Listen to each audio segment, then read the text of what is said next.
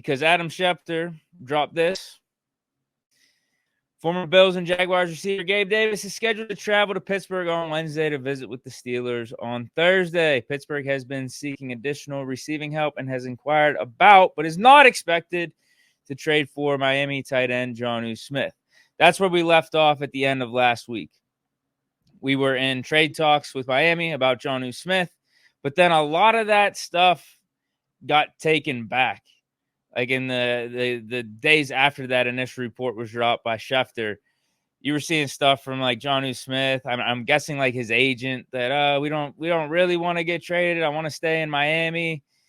And I was seeing some stuff on Steelers local reporter side of things, like Mark Caboli. He was saying that he didn't know where this Schefter report came about the trade talks between the Steelers and Miami about Jonnu Smith. Because he was like, I don't think it's coming from the Steelers side. They're not putting this out there. So when you put two and two together, have some common sense, that was probably leaked by Jonnu Smith and his agent to try to build leverage in the Miami situation. He wants to stay, but he wants more money, because that was another thing that was thrown out there as well. There were all these different reports. After the initial Schefter report came out, all this other stuff was coming out, like trying to piece it all together. And remember, we were wondering, or at least I was wondering, how much is Jonnu Smith going to want? Because that's going to impact how much I think the Steelers should actually get involved with this. And apparently Jonnu Smith wants a boatload, wants a significant pay raise. So I think that should take the Steelers out of the running. Like, what is significant pay raise? If we're just talking about a few million, where it's around less than 10 million, less than double digits, I said I'd be good with it. But from the sounds of what Jonnu Smith is looking for, I don't know. I think that's out of the Steelers' range, and it doesn't even look like the Steelers were that serious about it anyway. Hey, real quick, though, I got an update here on the Jonnu Smith situation. Basically, ignore everything I just said about the Steelers not having interest or them not being seriously involved based off that Adam Schefter tweet, because he just gave us another tweet that says the Steelers are back in it. Steelers renewed conversations today with Dolphins tight end Jonnu Smith, who's seeking a new contract. Trade between Steelers and Dolphins is still alive, per source. I didn't see this tweet before I recorded the video. Schefter sent it out about a little over an hour ago, so I thought it would be appropriate to include it because it doesn't really have much impact on what I say for the rest of the show regarding Gabe Davis and George Pickens. Like, this update, this tweet, and those topics kind of stand alone. But I thought it would be nice to keep you guys up to date on the Jonnu Smith situation. So Steelers are back in it, according to Adam Schefter. Gabe Davis is visiting with the Steelers on Thursday. How we feeling about that? I'm good with it. It's one of those low risk, potential medium to medium high reward signings, because Gabe Davis is talented. Gabe Davis was legitimately the Bills' number 2 receiver for a good 2 or 3 years. You look at his 2022 season, 836 yards, 7 touchdowns. 2023 season, 746 yards and 7 touchdowns. That's like a legit number 2 in this league. In the 2022 season, that was only in 15 games. So if he plays 2 more, that's almost 1,000 yards right there and about 8 or 9 touchdowns. Signed a pretty decent contract with the Jaguars. I felt like most people didn't think that was an egregious overpay. Like, that was probably around what he was worth. Like $13 million per year. That's legit wide receiver 2 numbers. He's big speed. Had production up in Buffalo. No one was complaining about Gabe Davis in Buffalo, right? For the time that he was there. No one was saying that this guy's a bum. We got to get him out of here. He's not living up to wide receiver 2. No, I think he fit the bill pretty good. And then he earned himself the nickname Big Game Gabe because of some of his playoff performances. The 200 yards against Kansas City in the divisional round a couple years ago, 4 touchdowns. I think his playoff stats in total. I got it pulled up right here. I think he's got 6 touchdowns. Yeah, 6 touchdowns and 474 yards, 21.5 yards per reception. It's pretty good. Played in a total of 7 games. Now, majority of those stats were in the last 4 games. Majority. In 2021, he wasn't as much of a piece, as much of a part in that Bills offense. So he has a couple goose egg games in the playoffs there. But overall, I would say Gabe Davis as your wide receiver too, for kind of what the Steelers are looking for when you look at their offensive landscape right now and trying to get another outside guy. Gabe Davis fits the bill. He does. Now, could you argue about some other options like Amari Cooper, Keenan Allen? Those guys are out there in free agency. Yeah, you could. But I think Gabe Davis is in that tier one with those guys because after Davis, Cooper, and Allen, there's a big drop-off in the free agency receivers. Like, it gets pretty bleak. Those guys would be part of the tier one. And we talked about this when I think this was when Pickens was first traded. We did an episode on, like, how are the Steelers going to replace Pickens? Who's out there in free agency? Who could we trade for? And we've been through the list of names. And I remember when talking about the free agent receivers, Amari Cooper, Keenan Allen, obviously, but Gabe Davis was, I think, released the day of we were talking about that. And I was like, hey, yeah, you could throw Gabe Davis in there for sure. His year with Jacksonville, bad. There's a reason they let him go. Only 239 yards last year, 2 touchdowns, was banged up, only played in 10 games. Maybe they moved off him too early. I mean, they had the whole change of regime with going from Peterson to now Liam Cohen, so a whole new offense, that type of stuff. That probably played a part because they're still paying on the contract. And that's one of the bonuses to Gabe Davis here, and one of the reasons why I would still consider him in that tier one class of free agent receivers available is that you're going to be signing him for the minimum. We'll sign him for $1 million. It'll just be like the Russell Wilson deal last year, and it's like no cost to us. We get Gabe Davis, who with the Bills at his peak in 2022 and 2023 was a legitimate number 2 receiver, deep threat, reliable in the playoffs, earned a big contract, went to the Jaguars. You're getting that for the men?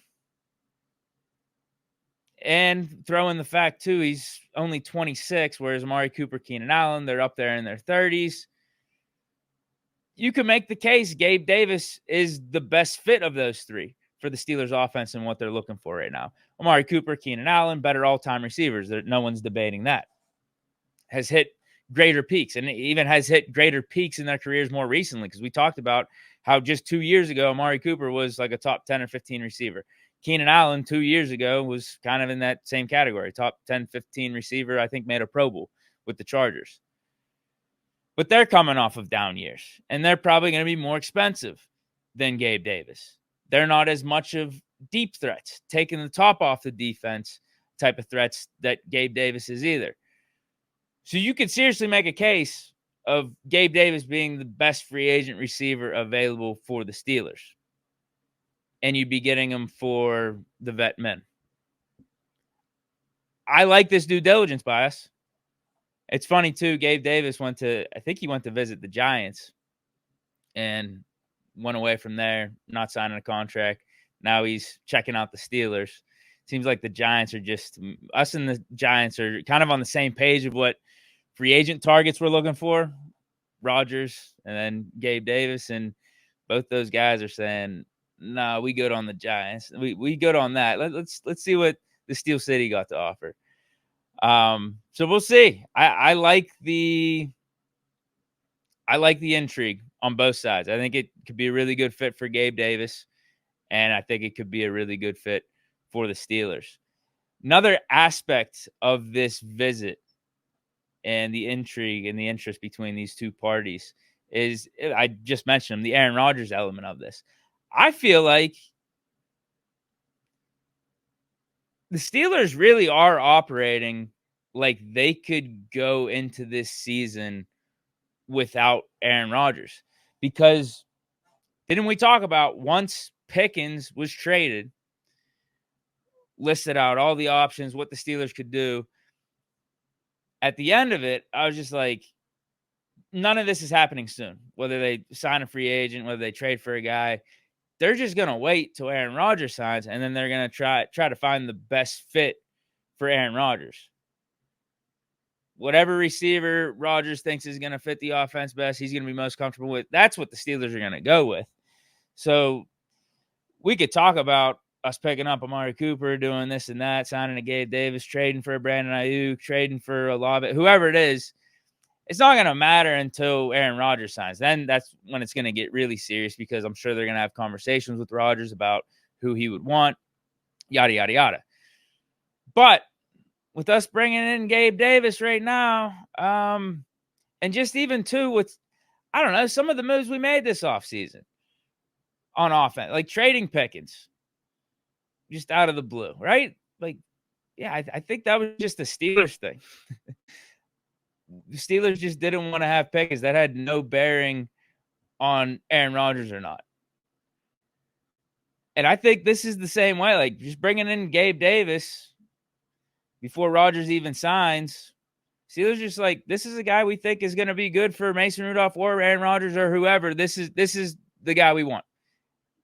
Doesn't matter if Aaron Rodgers wants Lazard or he's wanting one of his old Packers receivers like a Dobbs or anything like that. We want Gabe Davis. We're looking into Gabe Davis. And we may or may not sign him before Aaron Rodgers signs. And Aaron Rodgers is just going to have to deal with it. So I think the Steelers, like, this is a sign. I think this, like the Pickens trade, there's been a couple other things this offseason where it feels like they're operating on their own. And the offers out there on Rodgers, they're waiting on Rodgers. If he signs, all well and good. Like, they're happy about it. But they're also making moves, switching personnel, doing all this type of stuff, whether or not Rodgers is here or not. Like, it's not all dependent on Rodgers, and I truly think they're 100% good. I'm not saying, but maybe let's 100% strong. That's a strong percentage to put on this, but I think that I'll put it to you this way: I think they're really confident in going into the season without Aaron Rodgers. What this Gabe Davis meeting, this scheduled meeting and potential signing tells me, and also some of the other stuff that we've done on offense, some of the roster moves that we've done, yeah, it tells me we're good with Mason. We really are. If Rodgers does sign, all well and good, but at some point, and this is a sign, this is one of the signs, at least, the Steelers they're going to have to go on their own and move on and figure it out without Aaron Rodgers. At some point, we're not there yet. You know, I talked about the deadline. I think it's some point in training camp, some point in August with these preseason games. You see how Mason looks, all that. That's where the line is, but I like the Gabe Davis move. I really do. Like, there's no harm in it. No harm in it at all. Now, some people, I saw this meme on social media as a reaction to the potential Gabe Davis pickup. B-Wall says, this is how I feel about Gabe Davis visiting the Steelers this week. Low key. It's the Spider-Man meme on drugs. It's not just What is this meme? Is it just 2 Spider-Mans or is it 3 typically? I don't know. I'm not an expert on the Spider-Man meme, but this is way more than I usually see. They got 7 Spider-Mans here. And it's Gabe Davis, Van Jefferson, Miles Boykins, Darius Hayward-Bay, Allen Robinson, Mike Williams, and Robert Woods all pointing at each other. Oh, Robert Woods. You know what? I knew there was another like move or two I was missing that I wasn't exactly specified. Robert Woods, like us picking up Robert Woods, I think is another example of us just doing our own thing, not looking to Aaron Rodgers for any advice or what he would do with the offense and what receivers he would like to bring in. Because Robert Woods is just a wild card out of nowhere. He's one of those dudes. He's bounced around. He's had a good career, but there's no connection. There's no link really to Aaron Rodgers at all with a Robert Woods. Anyway, you got all these Spider-Man memes, or the Spider-Mans with the receiver names attached to them, pointing at each other, saying like, oh, it's all the same. I disagree. I definitely disagree. Van Jefferson, Miles Boykins, Darius Hayward-Bay, Allen Robinson.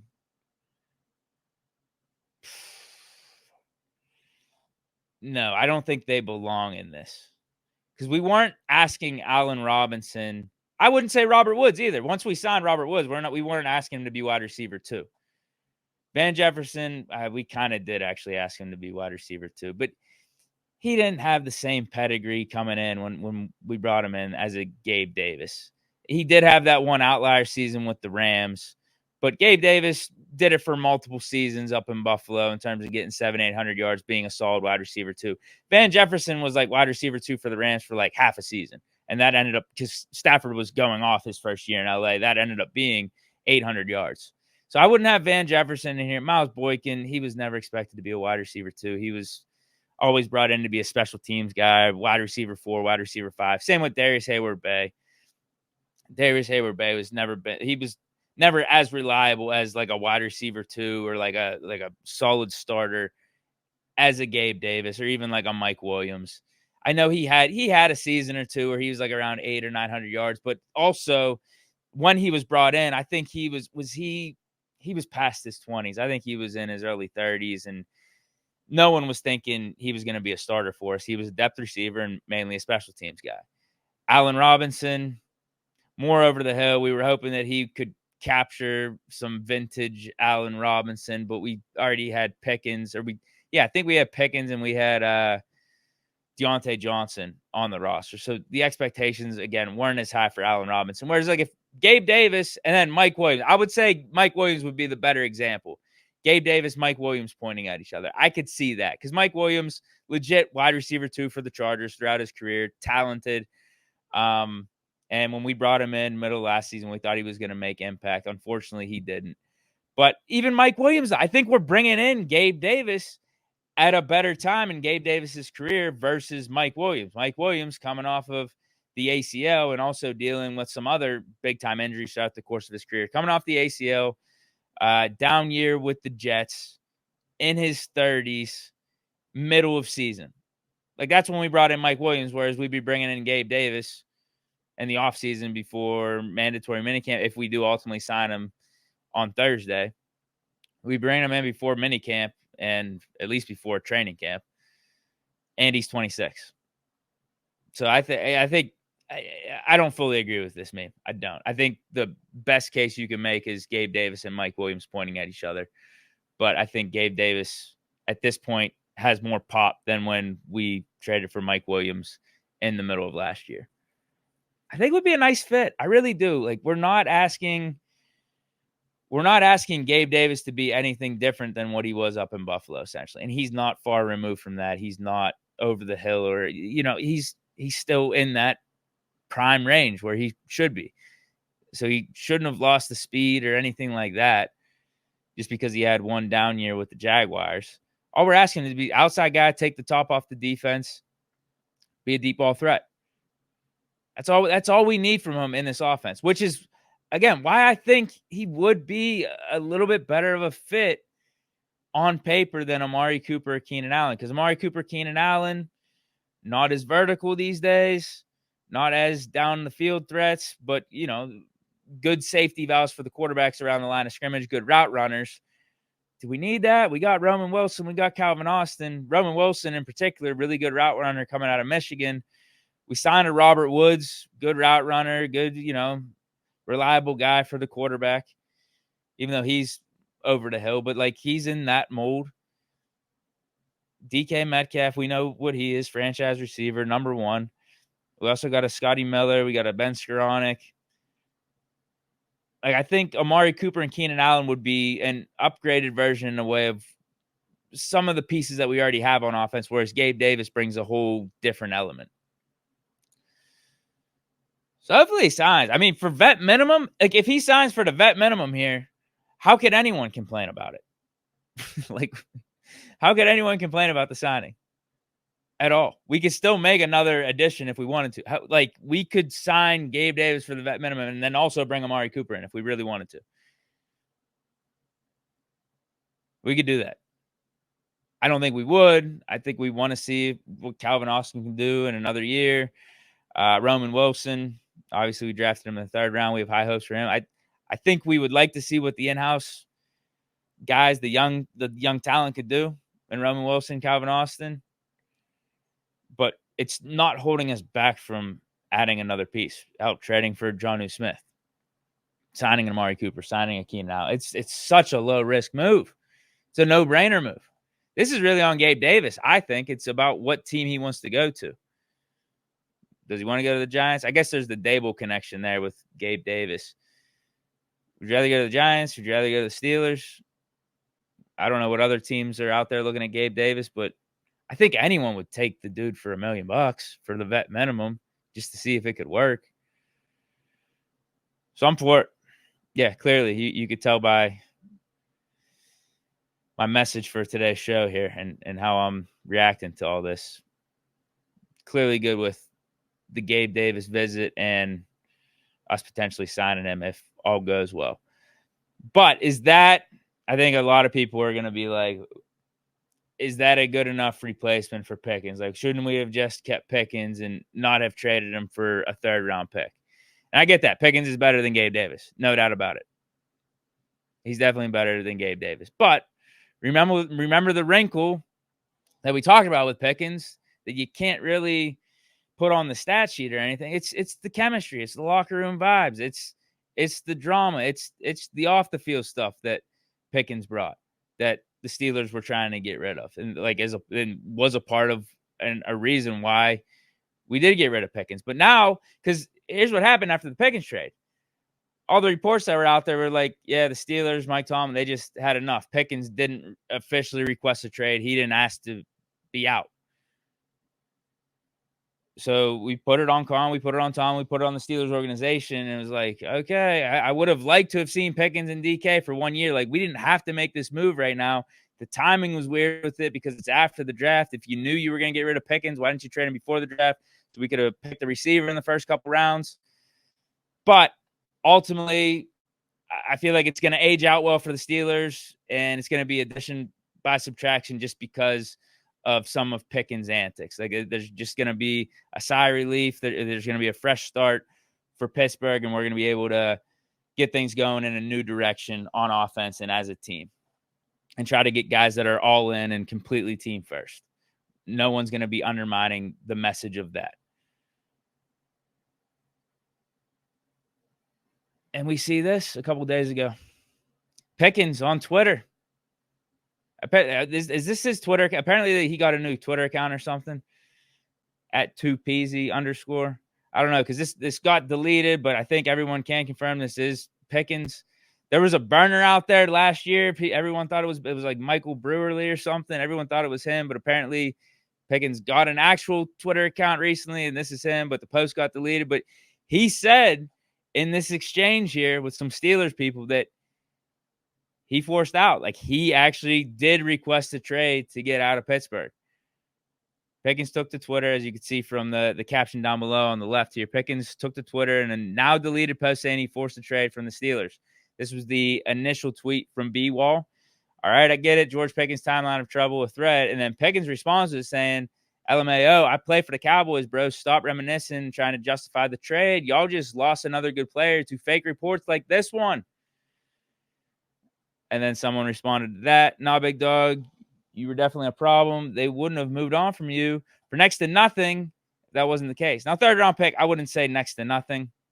It's less than what Pickens' talent is, but that's not next to nothing. A 5th or 6th-round pick would have been next to nothing. But we get his point that he's trying to make to GP here. But Pickens, send the final message here. I forced, buddy. They were gladly keeping me, which would kind of make sense as to why we didn't make the trade before the draft, right? Says, have a nice day and a blessed one, my guy. So maybe teams that we were talking to and trying to trade Pickens to, like before the draft and around draft time, knew that Pickens actually requested the trade and the Steelers lost some leverage on the situation. But ultimately, the 3rd-round pick was good enough for them a few weeks after the draft, and Pickens is no longer here. I think this is just another example, though, that the trade is going to, in the long run, benefit the Steelers, because here we go again.